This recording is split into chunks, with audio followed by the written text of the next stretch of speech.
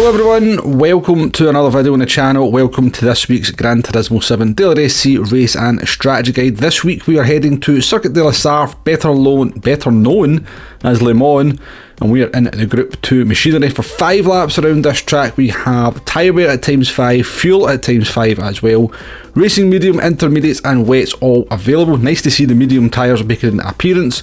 You're not going to need the intermediates or wets because I've done a number of races and there has been no rain whatsoever.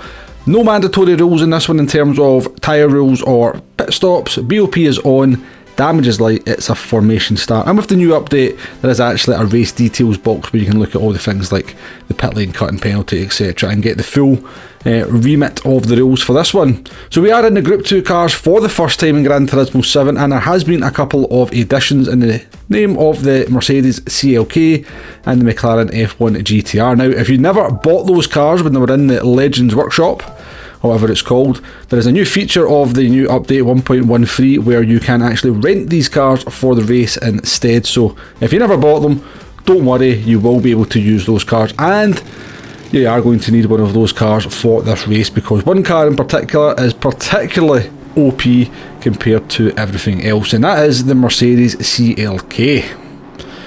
So let's jump into the race action here, and as you could probably tell by the fact that we've got the fuel on to 6 there before the race even gets underway, this is another fuel saver. And it's quite an extreme fuel saver at that one. And it looks like I've tried a number of cars in this race. I actually tested the CLK before the update went live and thought it was awful on fuel, and then came into the race after the update went live thinking the McLaren F1 GTR is going to be the best car for this, because it did look like the best car on fuel from very brief testing that I did. Went into the first race in the McLaren and got absolutely blown away by the CLKs. I thought, well, they're going to have to pit, aren't they? They're all going to have to pit. And yeah, some of them never pitted. They did the no stop, and unless I've set something up wrong when I did the test on the fuel settings, I think something changed with the fuel consumption on the Mercedes CLK between post-update and pre-update, because when I did the test initially, it looked like you could get about 3 laps worth of fuel driving flat out in the CLK, and yeah, when I actually did the first race, I think this is the first race I'm doing in the Mercedes here, I could not believe the difference in the fuel. Now, this race is going to be a good example of why this car is so OP. You've got Tidgney there, who's a far better pedaler around any racetrack, any car, than what I am in the McLaren. He started just in front of us, we blow past him down the first couple of straights because this car is just so much quicker than everything else in a straight line and able to save fuel at the same time. Jumping forward to a little bit later into lap number 1, we're overtaking this Spaniard here who has just served a penalty, and I actually thought I'd just driven off the track here at this point, but when I look back at the replay, we were given a little bit of a helping hand from the Spaniard, and off the track we go, and there is Tidgney's McLaren there overtaking us. We were able to then just drive fairly normally, fuel save, and actually catch Tidgney back up in that McLaren. Such is the sort of speed difference between this car and that car in terms of fuel saving and just speed on the straights. We were able to just catch a driver who's much quicker than us overall. There's no two doubts about that, and pass him by the end of lap 4. And we managed to just stay ahead of him and bring the car home. We actually ended up finishing this one in P3 because somebody seems to get disconnected right at the line. So yeah, we went from last to, I don't know what position, I think we ended up last again once we get punted off the track, but we managed to kind of make our way back through. At this point in the morning, people were still pitting and still trying to work out the strategy. Not everybody had quite got the remit to do the no stop, but yeah, that definitely changed by mid-afternoon where nobody was doing a pit stop at all. During that morning session, we were live streaming at this point under our new schedule.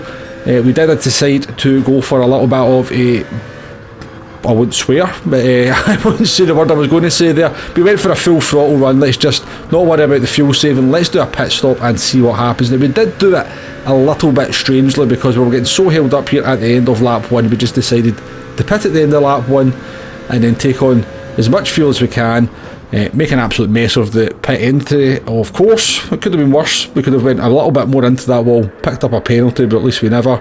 We decided to change the tyres as well because the tyre wear at the end of the race is quite critical You know, your rear tyres are pretty much second hand by the end of the race. The car is more than drivable, but you're definitely losing a little bit of performance in that regard. And without the brake balance controller, it's very hard to even that tyre wear out. So these cars are rear limited around here. Now, when we pitted, we were around about 3.5 seconds behind Sydney up in P1. The tyre change does take 7 seconds, so probably in hindsight I wouldn't have done that if I knew it was going to take quite as long.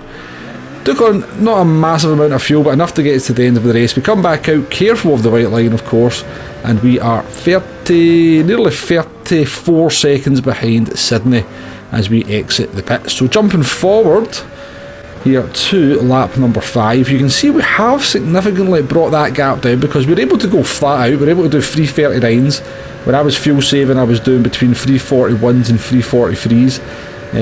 We got a fairly clean run of this as well. We never get held up too much until this sort of last lap here come through the Porsche curves, as we caught a couple of CLKs who were heavily fuel saving.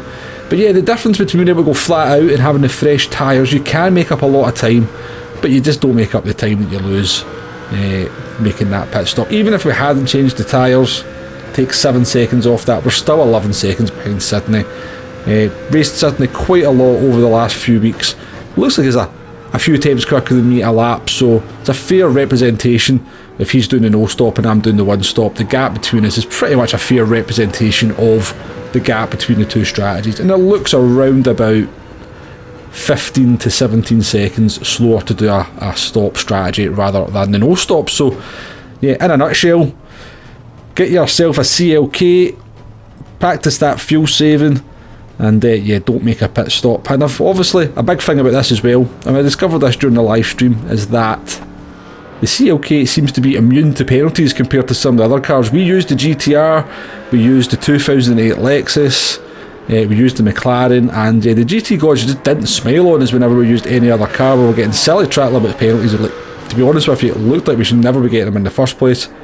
Jumped in the Mercedes, using the exact same lines, and we just weren't getting hit with the penalties in the same way. So it just seems to be favoured at this track by the GT gods.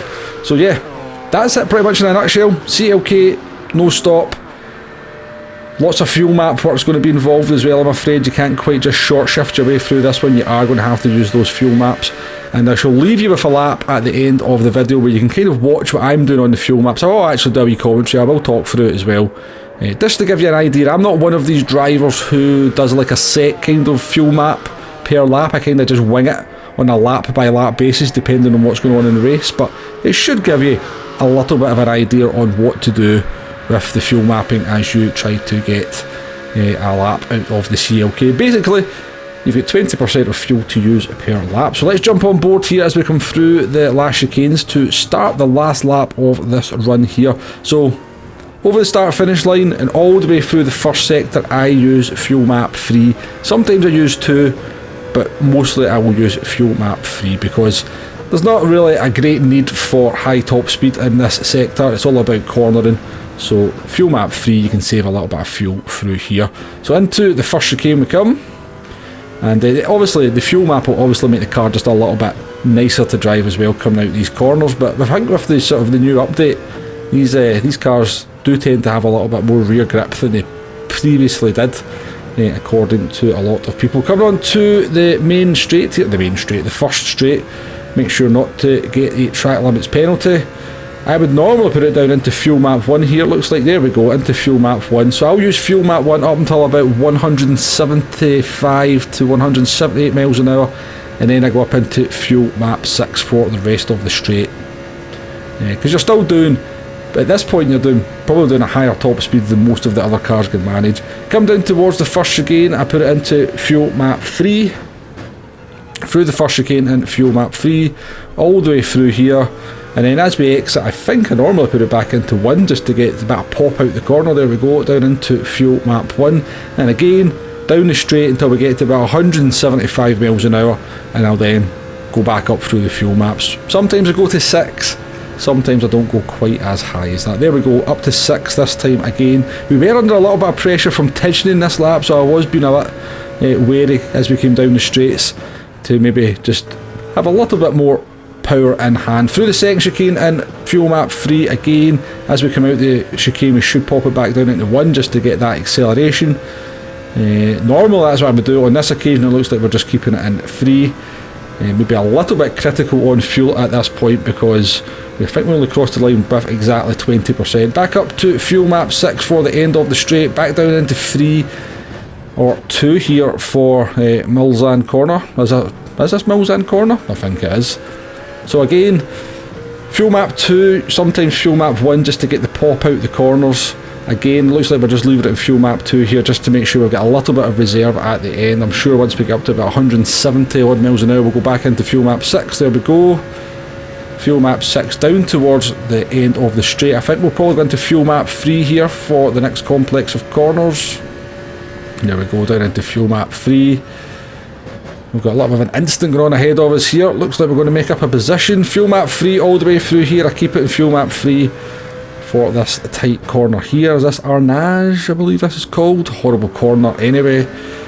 I'm probably going to put it into fuel map 1, am I? To sort of pop out here. Normally that's what I do. Normally I come out a slow corner, I kind of put it into fuel map 1 just to get that acceleration. And then up to around about 175 miles an hour and then up into fuel map 6. Looks like we're just going to leave it in 4 here. I was just about to say that. Normally through the Porsche curves and through the majority of the last sector I keep it in either fuel map 4 or fuel map 5. Certainly through the curves here we'll keep it in quite a high fuel mix, and then once we get out into the straight bit we'll maybe kind of lower the fuel mix a little bit, maybe down into 2. We're actually okay on fuel at this point. We've got 3% with just a few corners to go. There we go, into fuel map 2 for the last couple of chicanes, and we maybe even pop it into fuel map 1 as we come out the last corner. I can't quite remember, but yeah, that's pretty much what I do to get around the lap of Le Mans with the CLK, with the fuel maps. That's kind of a general idea of what I do. Hopefully this guide has been useful in some way, shape or form. Please hit that like button, please hit that subscribe button if you haven't already, and I'll catch you on the next one. Goodbye now.